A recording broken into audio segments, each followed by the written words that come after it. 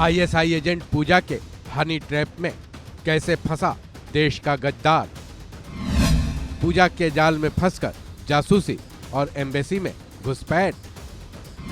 UP ATS ने गद्दार सत्येंद्र पर किया बड़ा खुलासा। पाकिस्तान की आईएसआई एजेंट हनी ट्रैप देश के गोपनीय दस्तावेजों में सेंध और देश से गद्दारी।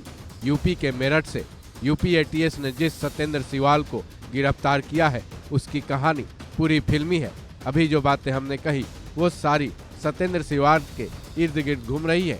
यूपी एटीएस ने सत्येंद्र सिवाल को गिरफ्तार किया, उससे पूछताछ की तो उसने ऐसे ऐसे राज खोले कि सभी चौंक उठे। यूपी एटीएस के खुलासे के मुताबिक सत्येंद्र सिवाल पर पाकिस्तानी खुफिया एजेंसी आईएसआई ने अपनी महिला एजेंट के जरिए हनी ट्रैप का जाल फेंका था।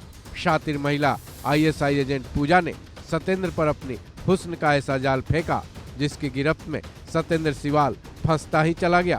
फिर जैसे जैसे आईएसआई एजेंट पूजा कहती चली गई वैसे वैसे सत्येंद्र सिवाल करता चला गया। इधर पूजा भी अपने आईएसआई अकाओं के हर हुक्म की तामील करती गई और सत्येंद्र से भारत की गोपनीय जानकारियां निकलवाती चली गई। चलिए सिलसिलेवार तरीके से जानते हैं यूपी एटीएस ने देश के गद्दार सत्येंद्र के बारे में क्या क्या खुलासे किए हैं।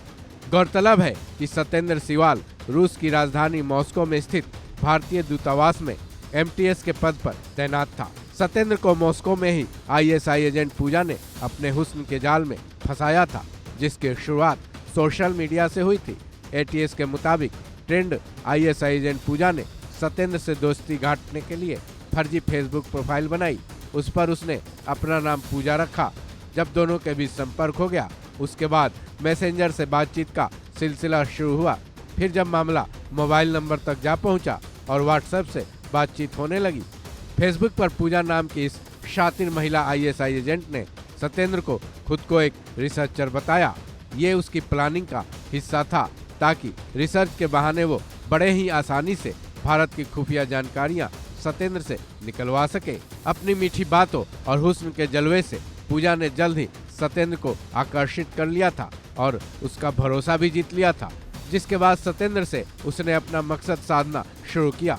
एक एक कर वो इंडियन आर्मी की जानकारियां रिसर्च के बहाने सत्येंद्र से लेने लगी और सत्येंद्र से जानकारियां देता चला गया। लेकिन जब देश से जुड़ी टॉप सीक्रेट लेने की बारी आई तब पूजा ने सत्येंद्र को पैसे का भी लालच दिया। सत्येंद्र हनी ट्रैप में तो पूरी तरह से फंस चुका था। पैसे के लालच ने उसे देश के बारे में सोचने तक नहीं दिया। उसके बाद सत्येंद्र पूजा को देश के टॉप सीक्रेट देता चला गया। वहीं पूजा उन जानकारियों को पाकिस्तानी खुफिया एजेंसी आईएसआई को देती चली गई। लेकिन जब यूपी एटीएस को सत्येंद्र के बारे में इनपुट मिली तब वो सत्येंद्र की पल पल की गतिविधि पर नजर रखने लगा। पता चला यूपी एटीएस को जो इनपुट मिले थे वो पूरी तरह से सही है। फिर क्या था, जैसे ही सत्येंद्र सिवाल मॉस्को से इंडिया पहुंचा था उसे मेरठ से गिरफ्तार कर लिया गया था। इस खबर में बस इतना ही। बाकी अपडेट्स के लिए जुड़े रहे वन इंडिया हिंदी के साथ।